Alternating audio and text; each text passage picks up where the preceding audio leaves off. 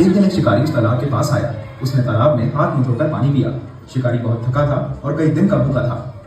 उसने सोचा, जंगल के पशु इस तालाब के पास पानी पीने अवश्य आएंगे। यहाँ मुझे सरलता से शिकार मिल जाएगा। तालाब के पास एक बेल के पेड़ पर चढ़कर वह बैठ गया। एक हिरनी थोड़ी देर में तालाब में पानी पीने आई। शिकारी ने हिरनी को मारने के लिए धनुष बाण चढ़ाया। हिरनी ने शिकारी को बाण चलाते देख लिया। वह बोली, भाई शिकारी, मैं जानती हूँ कि अब मैं भागकर तुम्हारे बाण से बच नहीं सकती, किंतु तुम मुझ पर दया करो। मेरे दो छोटे छोटे बच्चे मेरा रास्ता देखते होंगे। तुम मुझे थोड़ी देर की छुट्टी दे दो। मैं तुम्हें वचन देती हूँ कि अपने बच्चों को दूध पिलाकर और उन्हें अपनी सहेली हिरनी को सौंप कर तुम्हारे पास लौट आऊंगी। शिकारी हंसा।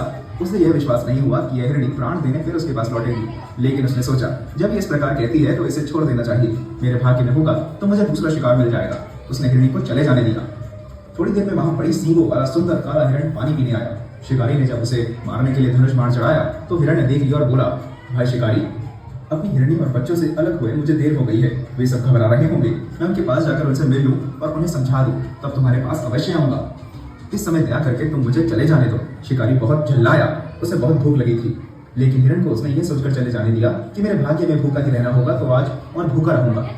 हिरनी अपने बच्चों के पास गई। उसने बच्चों को दूध पिलाया, प्यार किया। फिर अपनी सहेली हिरनी को सब बातें बताकर उसने अपने बच्चे सौंपने चाहे। इतने में वहां वह हिरण भी आ गया। उसने भी बच्चों को प्यार किया। बच्चे अपने माता पिता से अलग होने को तैयार नहीं थे।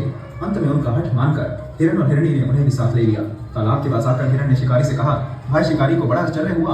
वह पेड़ पर से नीचे उतर आया और बोला, देखो, ये हिरण पशु होकर भी अपनी बात के जितने सच्चे हैं। ये प्राण का मोह छोड़कर सत्य की रक्षा के लिए मेरे पास आए हैं। मनुष्य होकर भी कितना नीच और पापी हूँ कि अपना पेट भरने और 4 पैसे कमाने के लिए निरपराध पशुओं की हत्या करता हूँ। अब से मैं किसी पशु को नहीं मारूंगा। शिकारी ने अपना धनुष तोड़कर फेंक दिया। उसी समय वहां स्वर्ग से एक विमान उतरा।